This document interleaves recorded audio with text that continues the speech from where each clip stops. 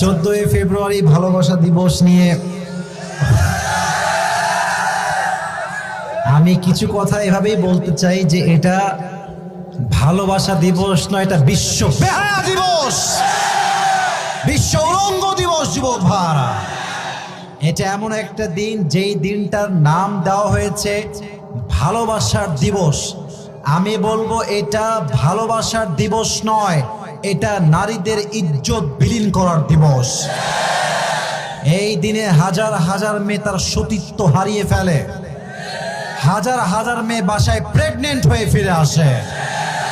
অতএব আমি স্পষ্ট ভাষায় নরসিংদের যুবকদেরকে বলতে চাই, ভালোবাসার দিবসে যারাই তোমার সামনে কাপাল হয়ে ঘুরে বেড়াবে, এদের কারো ভালোবাসা চুল পরিমাণ বরদাস্ত করা যাবে না। যেখানেই হারাম প্রেম দেখবা, সেখানেই সমস্ত শক্তি দিয়ে রুখে দেওয়ার তোমাকে চেষ্টা করতে হবে।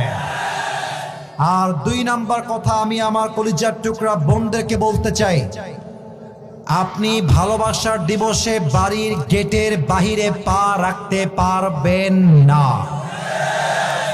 আপনি একজন ভাই হিসেবে আপনার বোনকে, আপনি একজন বাবা হিসেবে আপনার মেয়েকে, আপনি একজন মা হিসেবে আপনার মেয়েকে একদম ওপেন ডিক্লেয়ার দিবেন, তুই মুসলমান ঘরের মেয়ে, আমি তোর বাবা, আমি নিজেও একজন মুসলমান 5 ওয়াক্ত নামাজি। আপনি একজন যুবক ভাই, আমার নিজেরও 2টা বোন আছে, আপনি বলবেন তুই আমার বোন, আমি তোর ভাই, আমিও মুসলমান, তুইও মুসলমান।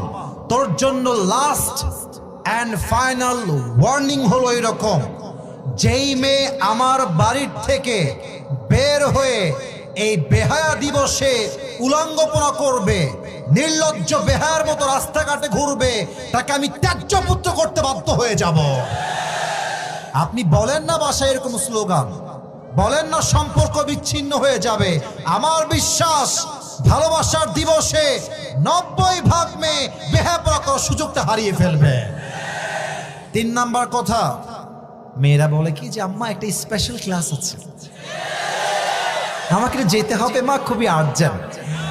আর মায়ের একটা সহজ সরল হয়তো বলে, যাও মা তুমি একটু ভালো করে ক্লাস করে এসো। আম্মা যান, আপনার মেয়ে কখনো স্কুলে স্পেশাল ক্লাসে যাবে না। এটা হচ্ছে পার্কের ডেটিং এর নাম স্পেশাল ক্লাস তারা রেখেছে।